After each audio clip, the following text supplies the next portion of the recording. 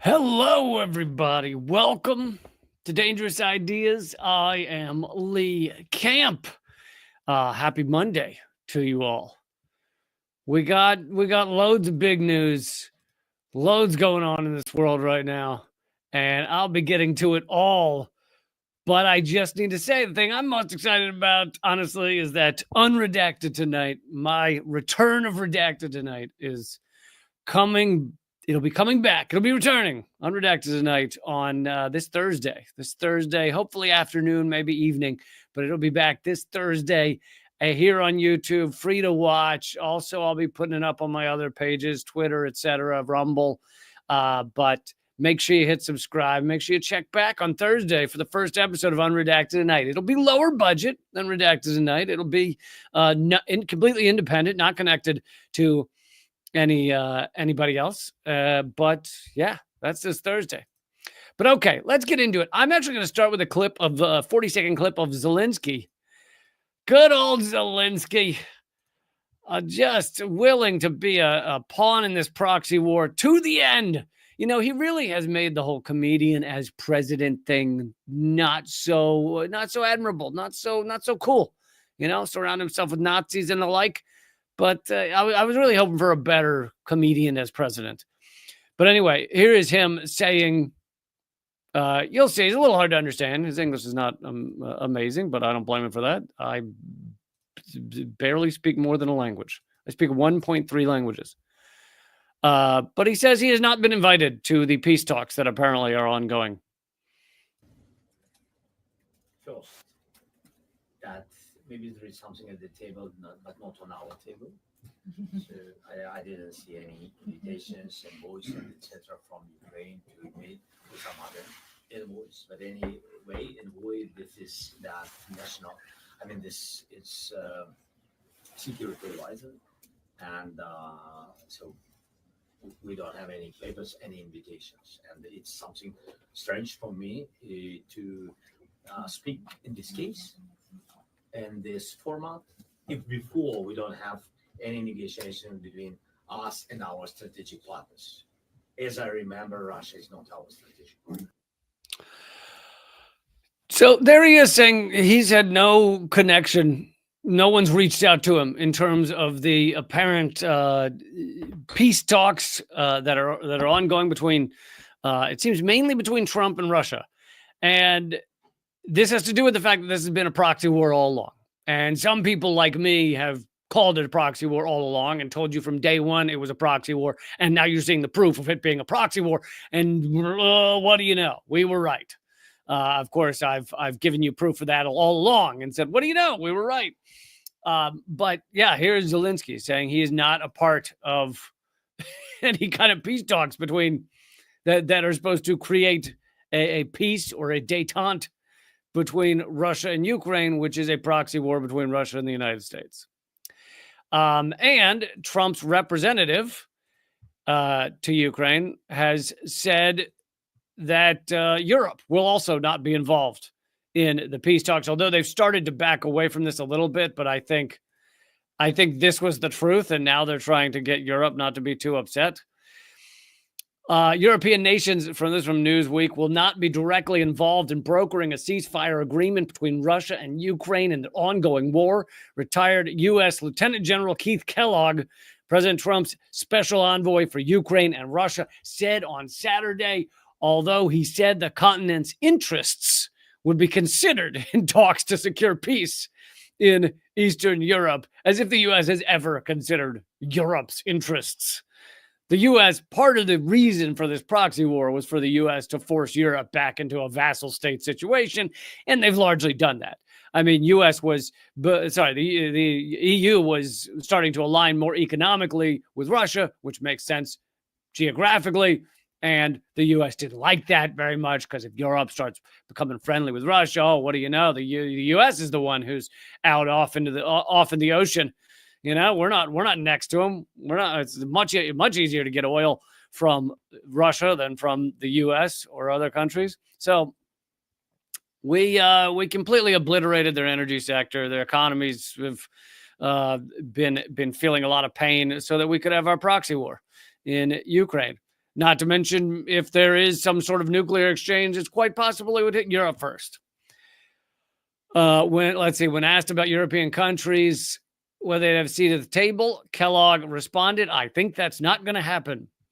This might be continues his quote, might be fingers on a chalkboard and may grate a little bit, but I'm telling you something that is really quite honest. That Europe would have no say in these negotiations with Russia to end this proxy war. And this is yet more proof that this is a proxy war. If this were a larger war like World War II or something, then you couldn't really justify not having other countries involved. But if this is a proxy war, basically the U.S. versus Russia, no problem to kick all of them out. But it also goes how the U.S. It also goes to show how the U.S. we view ourselves as the hegemon. We view ourselves as the ruler of a large swath of the world. And therefore, why would Europe matter? Why would we have them involved? And this is just about what the U.S. empire wants. That's all that matters here. But I will say this, and I'm about to quote a bunch or read a bunch from Chris Hedges' article on what a shit show Trump is. But before I get to that, it is a positive to see Trump trying to end the proxy war in Ukraine. That is a good thing. So I will do both. I'm willing to see the nuance on things. Trump is an absolute mafia state mafioso, pure unadulterated corruption. Absolutely.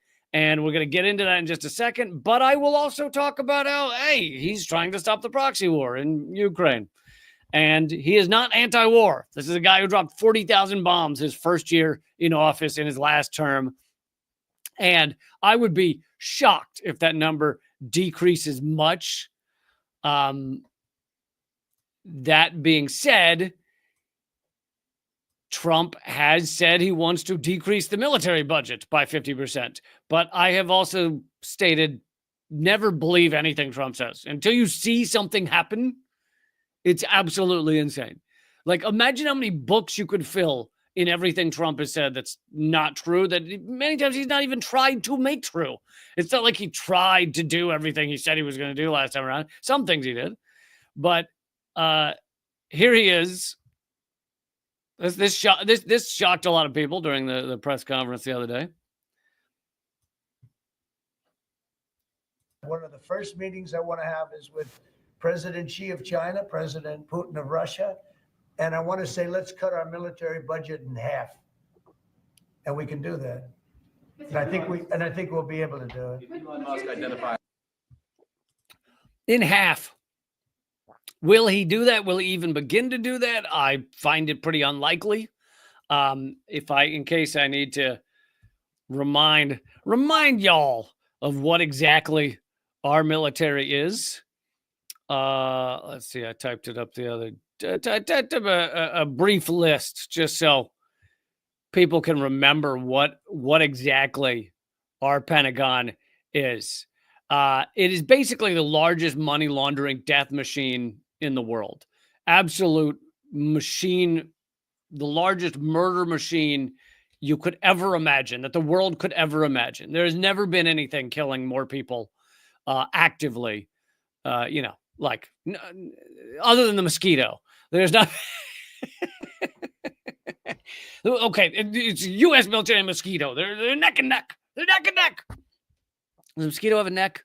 Okay, they're whatever. They're neck and tongue. I don't know.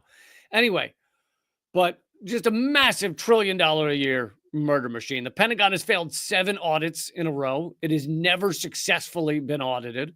During these failed audits, like during the last one, the Pentagon stated they can't account for as much as 63% of all of their assets. The Pentagon regularly loses track of insane amounts of money.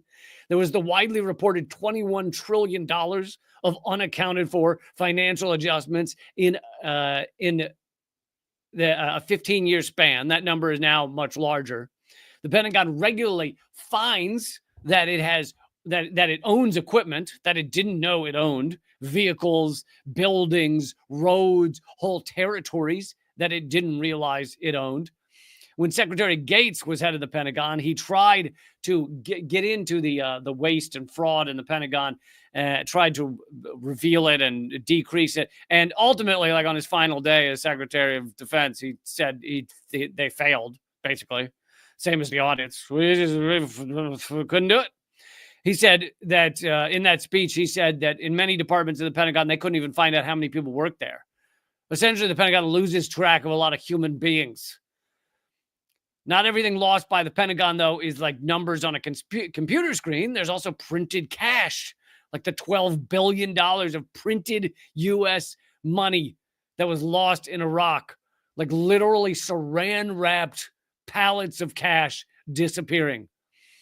All told, the Pentagon is a $1 trillion a year money laundering scheme. If you make $40,000 a year after taxes, in order to make $1 trillion, you would need to work for 25 million years. That's what the Pentagon is. And if Trump actually decreases the Pentagon budget, it will be unbelievable. The other thing is that you got to say, Trump is willing to say all kinds of things that most, even Republicans, would not be willing to say. Most Republicans, right, have to fall all over themselves to say, oh, no, I support the military. I have military best ever. I'm making best ever. Now, Trump says all those things too, right? You could play an endless number of clips of him saying, military best ever. I made it the best ever. I'm going to make it the best ever. It's the best, strongest ever. We're going to rebuild our military. Our military was nothing after the last Democrat. He said all those things. And here he is saying we're going to cut the military budget by 50%. What to believe? Don't believe anything until he actually does the thing. But should it be cut by 50%? Yeah, it should be cut by like 99%. If you want to stop all of the murder. But all right, now let's get to something a little more meaty here about the rise of the Mafia state. Now, this is a Chris Hedges article. I'm going to go through a little bit of it. The parts that are the most important. Chris always has a way with words. Of course, he's a regular guest on this show, as many of you know. And I will also point out the things that I feel Chris gets wrong in this article. There's a few things that I disagree with. But I think most of it is absolutely correct. And also, you got to give credit to Mr. Fish for the awesome drawing of Trump as some sort of pig human being. I've also interviewed Mr. Fish on the show. He's a great artist. But here's from Chris Hedges. You can disembowel the machinery of government, meaning Trump. You can turn us and the natural world into commodities to exploit until exhaustion or collapse. You can commit crimes with impunity. You can make a mockery of democratic norms and social responsibility. Perfidy is very profitable at first. In the long term, it is collective suicide. And he's saying that as a mafia state, you can do all those things. And that's what Trump is doing. Trump, Musk, all of them. And as Hedges says, at least once or twice in this article, Trump is not the first. He's just ramped it up. And this is what Hedges and I and many others have been saying for a while now. Trump is a symptom of a sick system. And each of the things that you list as you go down the list, and Hedges will list some of them, of the horror show that Trump is doing, much of it has largely been started under Democratic governments or previous Republican governments. It continued under Democratic governments. And of course, I talk about all this stuff endlessly, that Trump may succeed in deporting more immigrants than any president before in this next 4 years. Maybe he succeeds. But we know that Biden deported more than he did the first term around. And Obama deported more than any president before. So these things, it's like doors are opened. And then you just have Trump ramping it up to this kind of full in-your-face mafia state, a full kleptocracy. Oh, that's funny. I didn't know he was going to say that in the next sentence. Chris Hedges says, America is a full-blown kleptocracy ruled by thieves. The demolition of the social and political structure begun long before Trump makes a few very, very rich and immiserates everyone else. Mafia capitalism always leads to a mafia state. And I'll rephrase that slightly. Capitalism always leads to a mafia state. And in some countries, like the countries that seem a little better right now, that there's no homeless people, those kind of countries that look at us and go, oh, and horrible what's happening in the United States, they're still headed in this direction under capitalism, just a little slower. For example, Sweden is not as bad in the U.S. in many regards, and yet Sweden per capita has more billionaires than the United States per capita, not total. The U.S., I believe, has the most billionaires of any country. But so he continues, since the election of Donald Trump, Elon Musk, currently worth $394 billion, saw his wealth increase by $170 billion. Mark Zuckerberg, worth $254 billion, saw his net worth increase by $41 billion. None of these things should exist. There should not be billionaires at all. There should not be 100 billionaires. There should not be any of this grotesque shit, which is what it is. It is breathtaking inequality and breathtaking destruction of the lives of most Americans. At least 11 federal agencies that have been affected by the slash and burn campaign of the Trump administration have more than 32 continuing investigations, pending complaints, or enforcement actions into Musk's 6 companies. And I covered that the other day, that story, that Musk and Trump are gutting the agencies that are investigating Musk's companies. So it's just full-blown corruption. Get rid of the agencies that are looking into your companies. The Mafia state ignores legal constraints and regulations. It lacks external and internal control. It cannibalizes everything, including the ecosystem, until there is nothing left but a wasteland. It cannot distinguish between reality and illusion, which obscures and exacerbates gross incompetence. And then the hollowed out edifice will collapse, leaving in its wake a shell of a country with nukes. The Roman and Sumerian empires fell the same way. So did the Mayans and the sclerotic reign of the French monarch Louis XVI. And, this is all very well said. He then says, in the final stages of decay for all empires, the rulers focused exclusively on personal enrichment. Does that sound familiar? Ensconced in their versions of Versailles or the Forbidden City, squeezed the last drops of profit from an increasingly oppressed and impoverished population and ravaged environment. And I like that he brings up Versailles. Versailles, right, was it's where the French monarchs would go away from Paris, away from the central population, and they could just be free of all the people who were struggling. They didn't really need to see the utter destruction that they were creating, at least not much.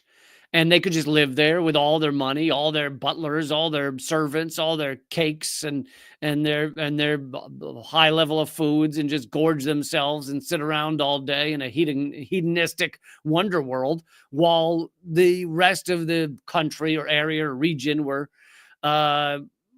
in severe poverty and were struggling to survive. And there's even an example where Marie Antoinette, I believe, had a peasant village built at Versailles so she could go and be amongst the peasants. It was like a fake peasant village that they created at Versailles, so she could just kind of watch them and be like, oh, look at those peasants down there. And we are so similar now. Yeah, Versailles is not a distant place. It's the fact that these people are able, meaning the billionaires, are able to really remove themselves from society. I mean, how often is Trump in the midst of anyone who is not in the inner echelons of the ruling kleptocracy? Very rarely. Even when he was running for president, he wasn't really shaking many hands. Probably the closest he got to a regular person was like the intern who was backstage at the campaign stops. But it's the same for Musk and so many of these billionaires, even the non-famous ones, the ones whose name we don't know, these billionaires separate themselves from society, and really it goes below that. It's Yeah, Benny in the comments says Versailles equals Mar-a-Lago. That's a good point. But you know, you have $100 million.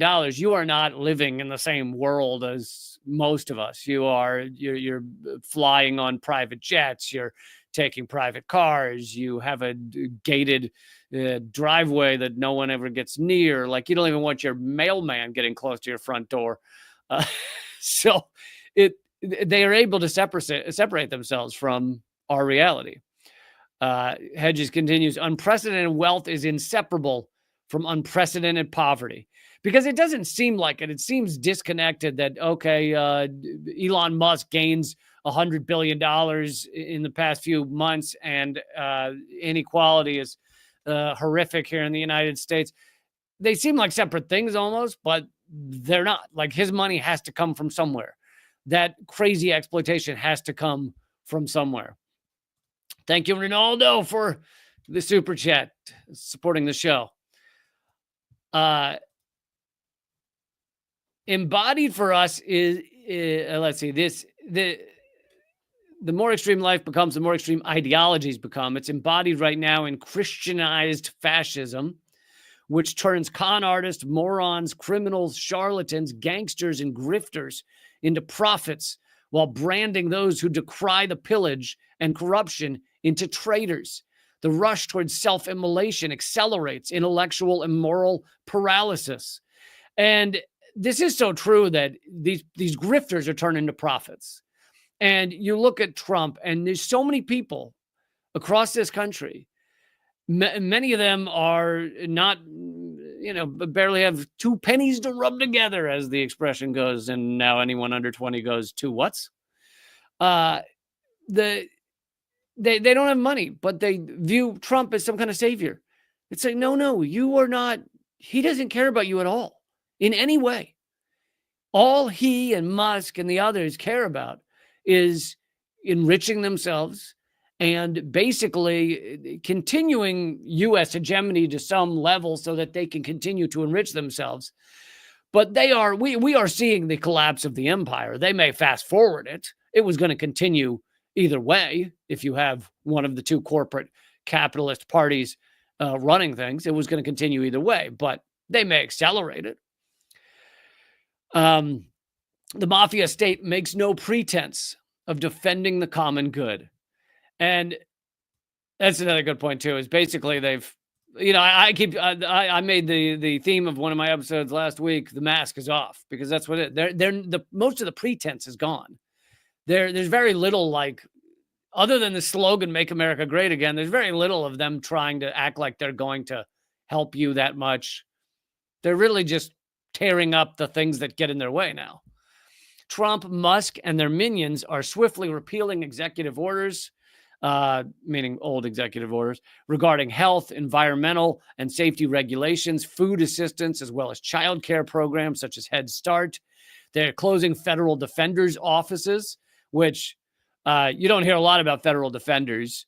Mostly you hear about federal prosecutors. Federal prosecutors are usually horrific, and they usually go after everybody, and they usually try and lock up a small-time drug dealer for his entire life, or whatever thing they're doing. They're usually they just want to get convictions, and federal prosecutors are usually pieces of dog shit. But there are public defenders. There are defenders whose job is to defend people that don't have the money for a powerful lawyer.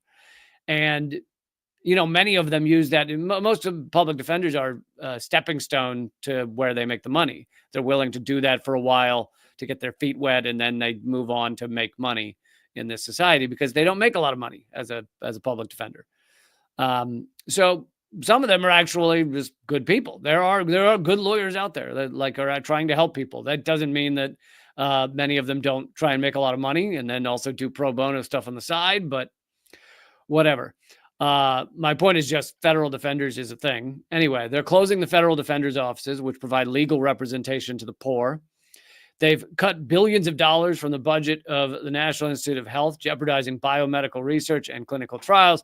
And there are some things that the NIH does that I don't agree with or I'm not a fan of, but that doesn't mean that a lot of what they do isn't useful to people. isn't important to some people. They have frozen permits of solar and wind projects, including sign-offs needed for projects on private land. They fired more than 300 staffers at the National Nuclear Security Administration, the agency that manages our nuclear stockpile. And a funny note on that is coming up in a minute. They are gutting the workforce of the Forest Service, Bureau of Land Management, National Park Service, Fish and Wildlife Service, and the U.S. Geological Survey. The mafia state, not democracies, may be the wave of the future, one where the wealthiest 1% of the globe owns some 43% of all global financial assets, more than 95% of the human race, meaning the wealthiest 1% have more global financial assets than the bottom 95%. While 44% of the planet's population lives below the World Bank's poverty line of $6.85 a day. 44%, almost half the population in the world lives under $6.85 a day. These calcified regimes endure solely because of draconian systems of internal control, wholesale surveillance, and the evisceration of civil liberties. In order to behave the way they're behaving, they have to tear up civil liberties, which they're working very hard to do. So while people who support Trump or Musk or whatever, they say, oh, they're doing all these things for us. Well, then why are they also trying to rip up your liberties, your freedoms at the same time? You see Trump saying he's going to deport people who, call out Israel's genocide or protest to stop Israel's genocide. How is that freedom of speech in any way? I'm going to bring you an article in a minute about how they're trying to make it so that even media cannot, or independent media cannot effectively cover what they're doing, what Trump and Musk and the others are doing, without being hit with libel suits, which the U.S. has been pretty good at allowing that, meaning I can cover what Trump and Musk are doing and call them shitheads, and I don't have to fear a lawsuit. They're trying to make sure that changes, which is ripping up freedoms, ripping up liberties. By May of this year, atmospheric CO2 levels are forecast to reach 429 parts per million, the highest. And by the way, I also should state, we are going to get to what we need to do, at least in a broad sense, to fight back against this. I'm going to get to that in a moment as well. I don't want you to think that this article just lists everything that's horrific, but 429 parts per million, the highest concentration in over 2 million years.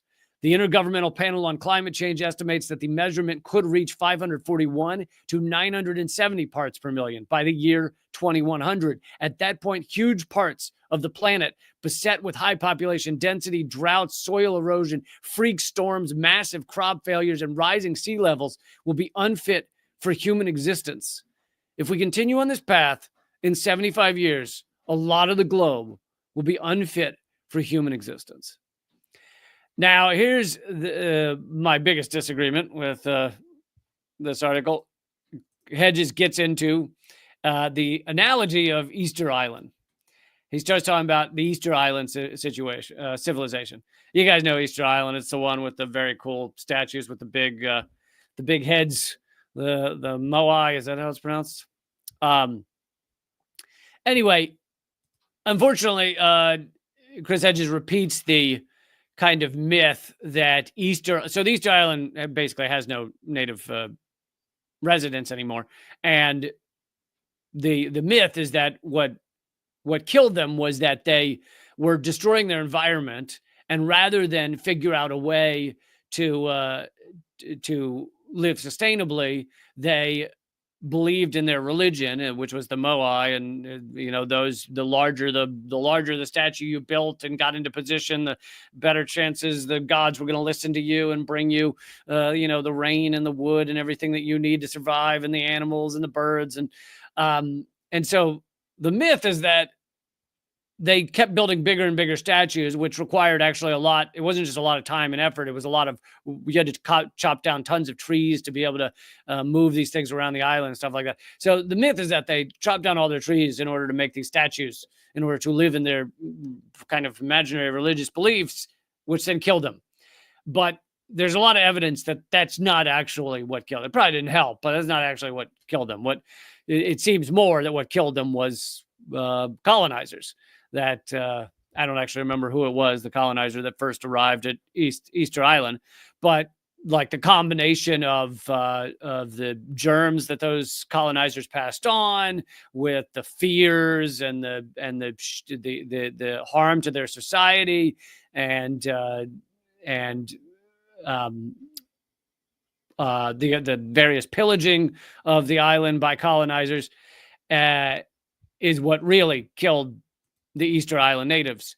And yet this idea that they were just so dumb that they destroyed their own island has persevered for many years. And I got this off a pretty good podcast that did loads of research into what the official sources now believe killed the Easter Island inhabitants. And so unfortunately, Chris repeats that myth because he's trying to use it as a metaphor for the fact that we are now living in our kind of imaginary belief system while we destroy our ecosystem. And, you know, it's a fine analogy if it were true, but the followers of this movement, well, he when he says this movement, I'm moving to another part of the article. He's talking about the MAGA movement. The followers of this movement defer to a leader they believe has been anointed by God. They embrace the illusion that the righteous will be saved, floating naked. Oh, wait, I screwed something else. Oh, he's talking about Christian nationalists. Okay. Anyway, similar, but I thought he was talking about MAGA, but he's talking about Christian nationalists. The righteous will be saved, floating naked upwards into heaven at the end time, and the secularists that they despise will perish. This retreat into magical thinking, which is the foundation of all totalitarian movements, explains their suffering. It helps them cope with despair and anxiety. It gives them the illusion of security. People would much rather live in kind of the imaginary world, whether it be, I'm friends with a lot of people that are religious, so I'm not saying you can't be religious, but if your religion tells you to ignore the fact that we are destroying our planet and that your God is going to fix it, then you're kind of just using that as a comfort while we destroy the planet. It's not actually going to create any change or allow us to live sustainably or allow for a better future. It's just kind of a way to live up in the clouds, as the expression goes. And this could go for a lot of magical thinking. The idea that Trump is going to save everything and Trump's going to fix it. That's another form of magical thinking. And, you know, Hedges points out that this is kind of the basis of a lot of totalitarian states living in this imaginary world. The mafia state cannot be reformed. This is so important. And this is where he talks about how we have to fight back. The mafia state cannot be reformed. We must organize to break our chains one by one, to use the power of the strike to cripple the state machinery. We must embrace a militant radicalism, one that offers a new vision and a new social structure. We must hold fast to moral imperatives. That's another fucking key point.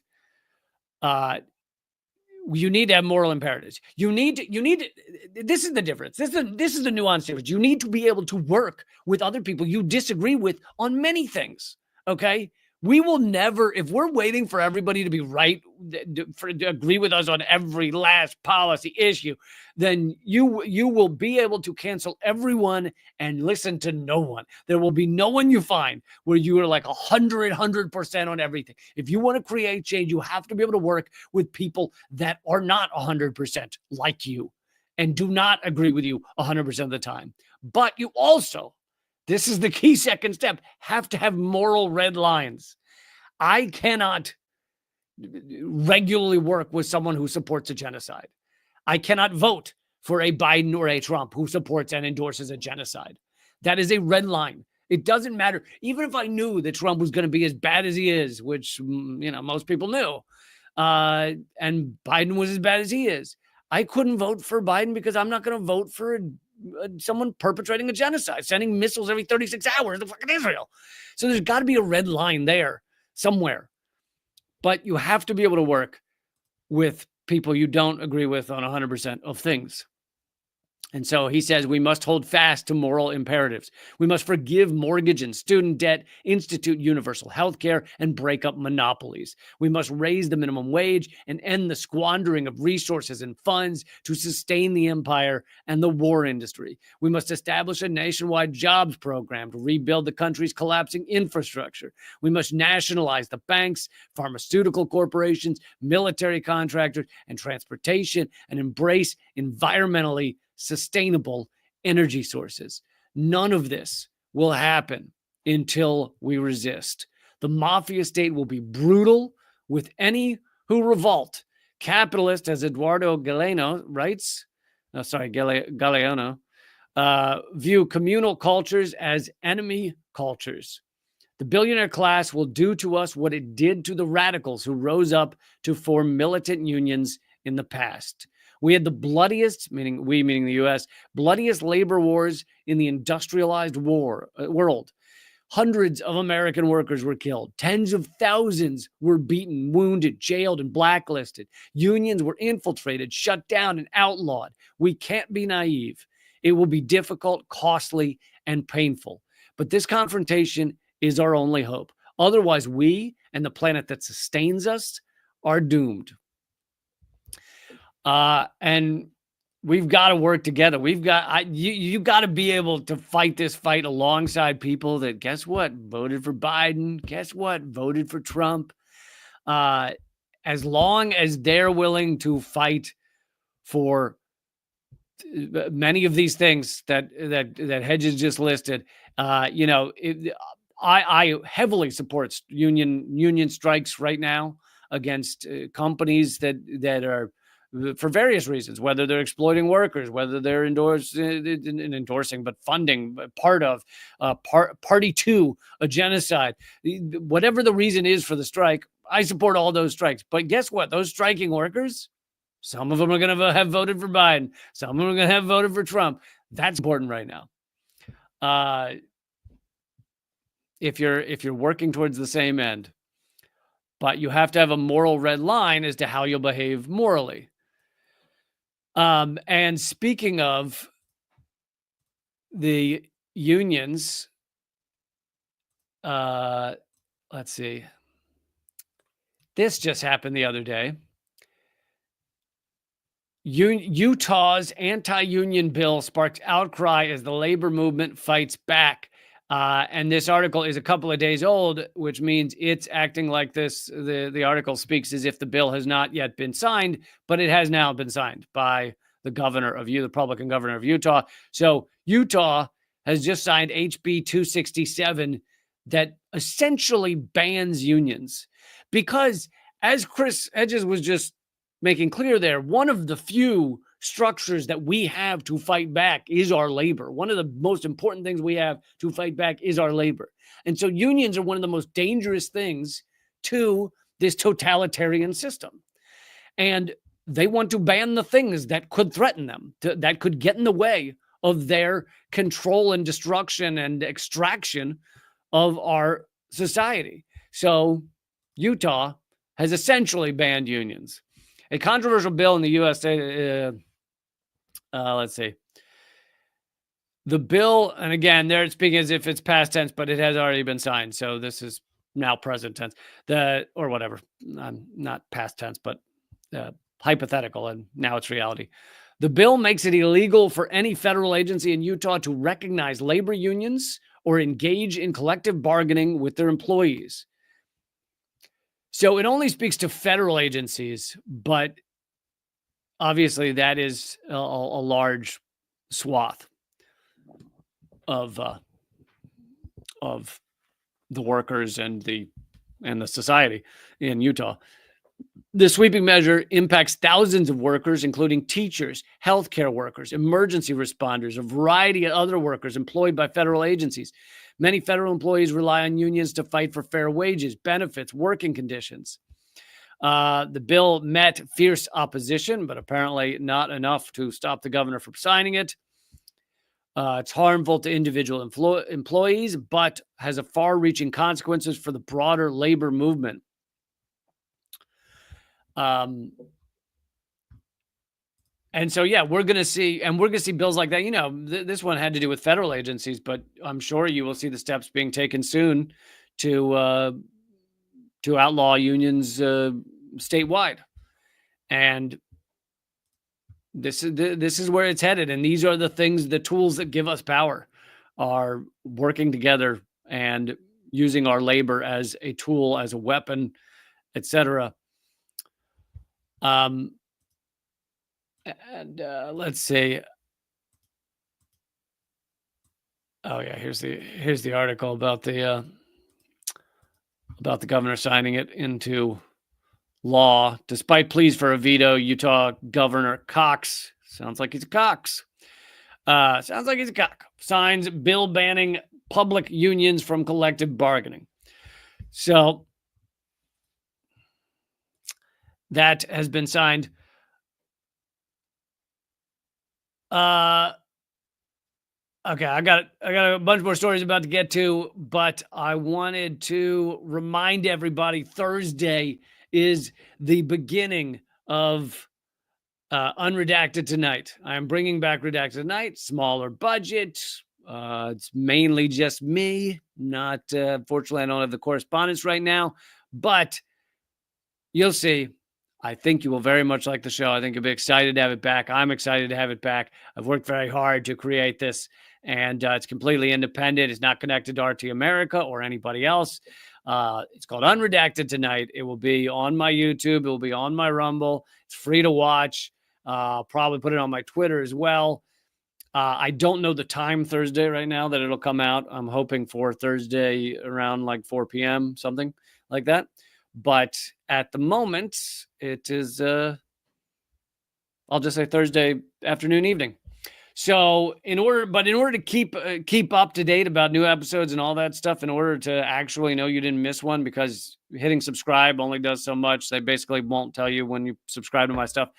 The best way to do that is to be on my email list. If you are not on my email list right now, text the word unredacted to 33777 inside the US. Unredacted 33777, and then it'll ask your email, and that's all you got to do, and you'll be signed up to the free email list, and you are more likely to find out about the show that way. But of course, check back Thursday to see the first episode of Unredacted Tonight, and I am very excited to finally have that back. It'll be almost 3 years. It'll be 3 years almost to the day from when Redacted Tonight ended. How weird is that? Okay, so just to show you that people are fighting back against Trump, and again, a lot of them are fighting back. They voted for Biden. You know, there are those people out there, and I think we all need to work together. I don't give a shit who you voted for. I don't like dividing us into like, oh, you voted for this, you voted for that. Is just it's a fool's game, which makes sure that the bottom 80% or 90% of America remain at each other's throats. So we're not actually looking at the cause of the problem, which is the richest of the rich, which is the kleptocrats at the top. We're in a class war. It's basically like you're in a class war, and it's like two guys against thousands of people. And those two guys are saying, hey, thousands of people, you're not actually against us. You should hate each other.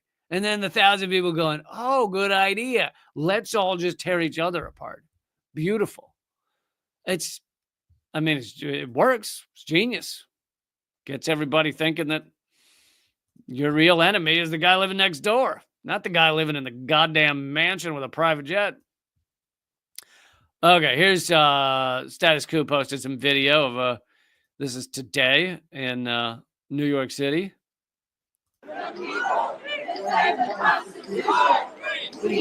The people defend the Constitution. This is today in New York City. The people defend now- the Constitution. The people defend the I always forget that you can't really hear me when I try and talk over those videos. But now, if you are involved in protests, there's a few things to remember. One is you should try and direct those protests towards the right thing.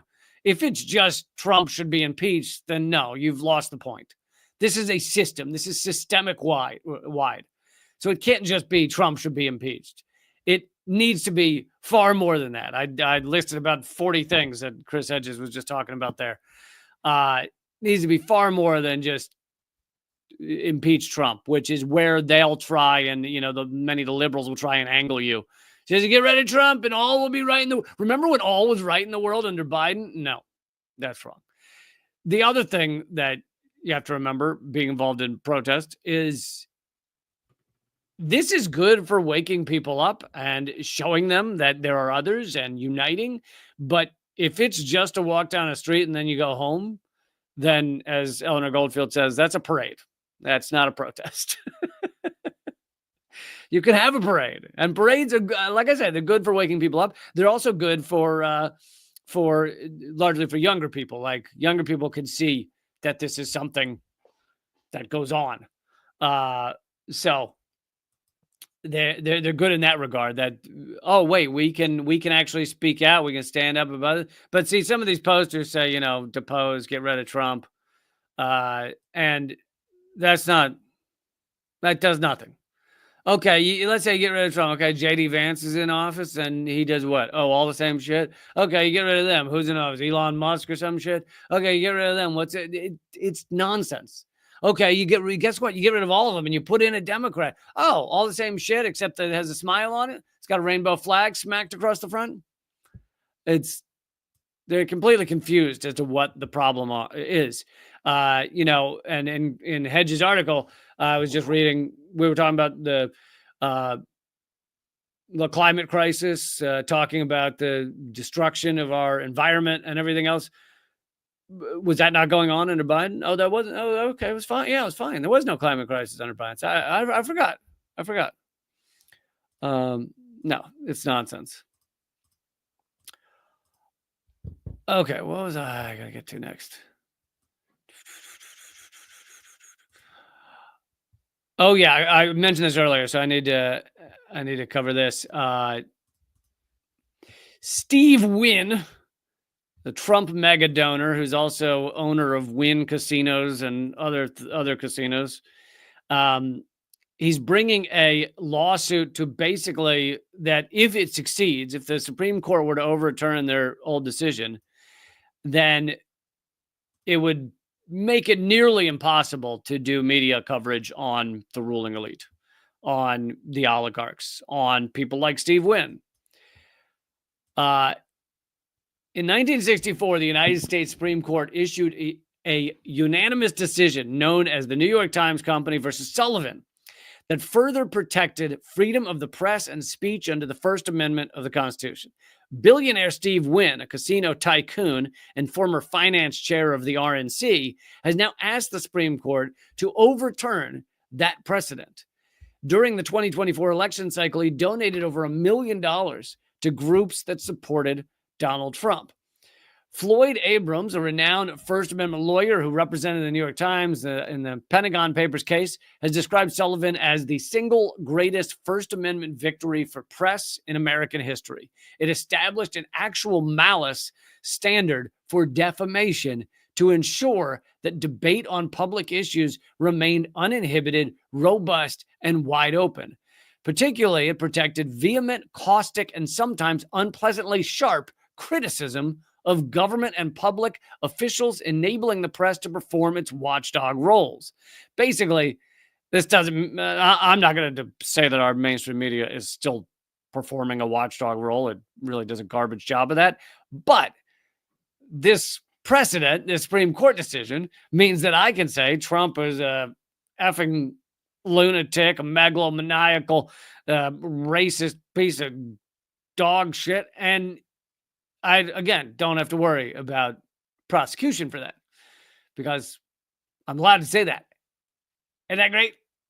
But if you overturn this, then it's quite possible people will hardly be able to say anything about the ruling elite. Wynn's appeal stems from a story that the AP published in February 2018 after the organization obtained copies of police reports recently filed by the two women about allegations dating to the 1970s. Las Vegas police had taken their statements about the Wall Street Journal, after the Wall Street Journal reported on allegations from dozens of Wynn Resorts employees who accused Steve Wynn of sexualizing his workplace and pressuring workers to perform sexual acts. So basically, Steve Wynn was Me Too'd into oblivion for being a perv. And by the way, if you go to Wynn casinos, I don't know how it is now, but I was there years ago for a conference, like 5-6 years ago. And it's fairly pervy. It's like there's a lot of weird art up, and the TV, when you walk into a casino hotel room and the TV's already playing the ad for the hotel, and it's like Steve Wynn looking like, "Hello, fellas," and he's voicing over the thing by himself, and he's like, "If you need to unwind and have your body rubbed by Asian women," it's really super creepy. Now, none of that's illegal. It's just you feel the vibe. You're like even back then, again, I don't know, it could have been 7 years ago. I don't know. Even back then, you were kind of like, I think this guy's going to get Me Too'd. I don't know what's going on here, but feels creepy. So now he's upset that there's been media coverage about him getting Me Too'd, and he wants to make it so that journalism cannot happen. And again, this is the riding roughshod. This is the tearing up of all the little things that slightly preserved our freedoms, slightly preserved some level of regulation. They're trying to rip them all up, and we'll see how much they succeed. But I mentioned this earlier. This is pretty hilarious. This is the this is their incompetence, though. It is amazing to see, like, you see a mafia state that's also breathtakingly incompetent. The Trump administration wants to unfire the nuclear safety workers that it already fired, but it can't contact them because it turned off all of their email accounts. So Trump fired 300 nuclear watchdog agency employees that were in charge of monitoring the nation's nukes. And they then realized that might be something they need.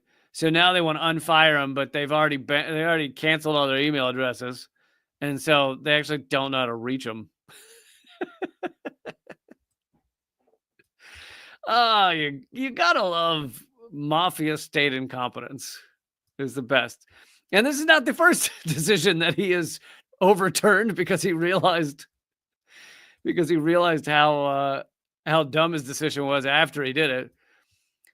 Days after the U.S. President Donald Trump ended duty-free entry for cheap Chinese goods entering the U.S. Is it under? I think it's under $800. I can't remember, but under a certain amount. His administration put the order on hold after more than 1 million packages piled up at New York's JFK airport. 1 million packages in like 2-3 days. I think it was 2 days. Can you imagine what 1 million packages looks like? I can't even fathom. And that was in like 2 days.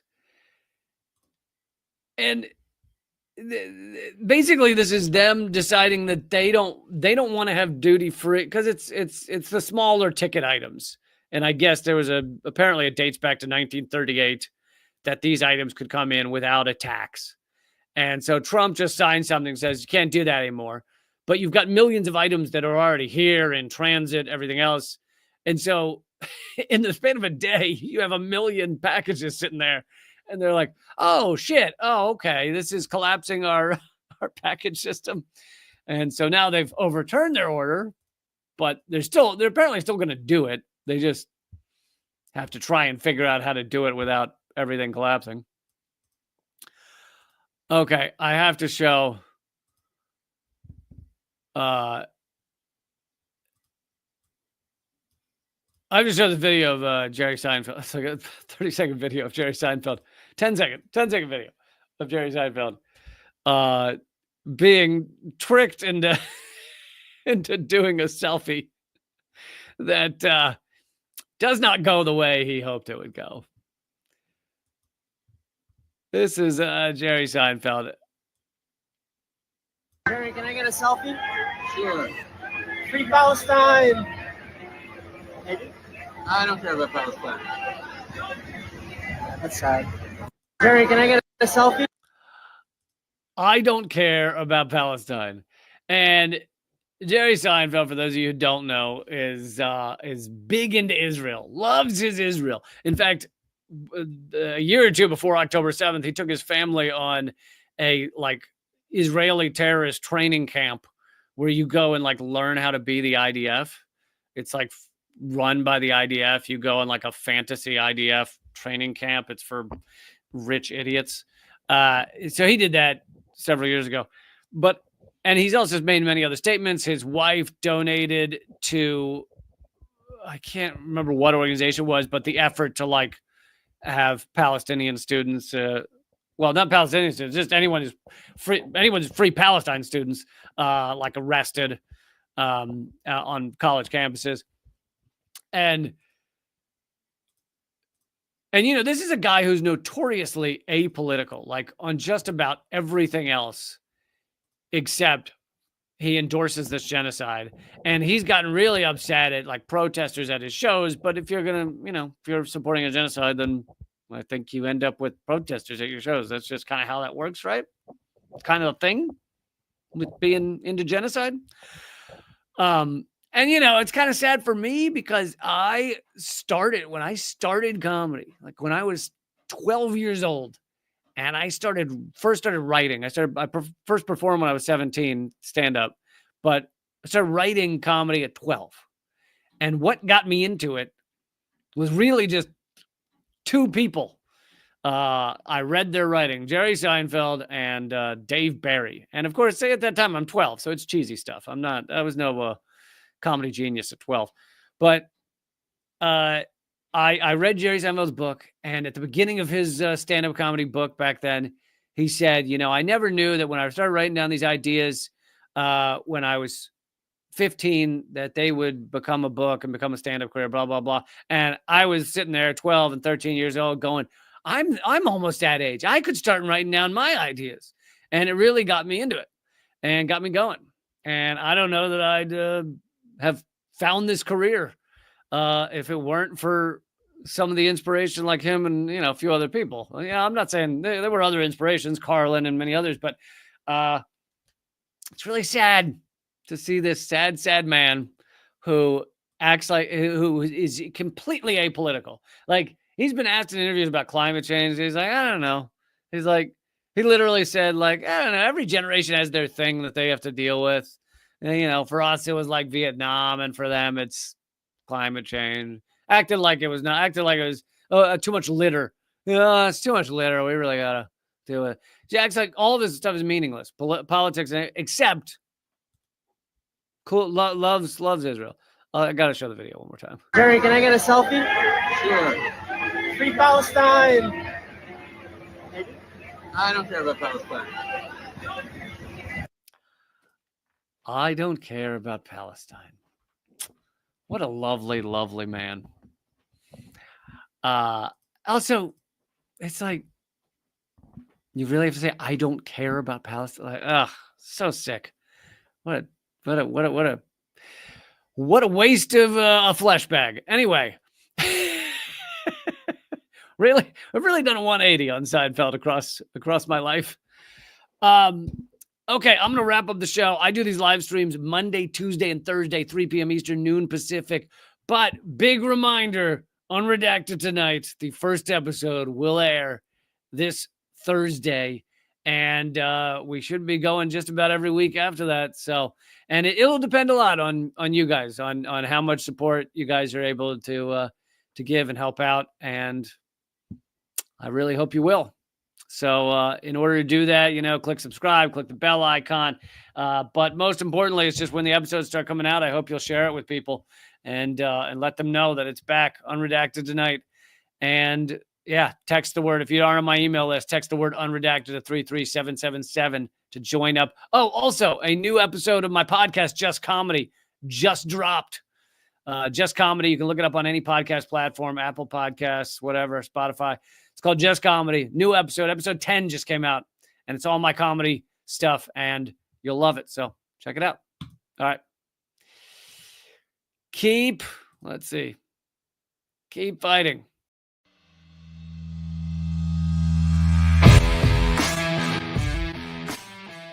Well, brother, I salute you, though, man. You're one of the few that bring together this tremendous artistic talent and still be in such deep solidarity with oppressed people. It's an honor to be here because I'll tell you, Lee, you have one of the funniest shows on television, bar none. It's an enormous pleasure to be here. While I was waiting, I was leafing through your wonderful book. The same to you. I love your show. Be happy to come back anytime. Lee, this is one of the great honors of my long career, just to be in the same earth with you. I'm sure. We're just so blinded. We have so many blinders on because our society doesn't want us to know things. And so it takes shows like your show, and it is clearly designed to eradicate. Hey, good to see you. Hey, Jill, how are you? Julian, thanks for joining me. Honor to have you, brother. Consumerism is a theory that people should behave this way to help each other. It's not. Mr. George Galloway, thank you so much for joining me in these dark times. Always a pleasure, my friend. Thank you so much, Lee, for having me on. Keep fighting. Ha.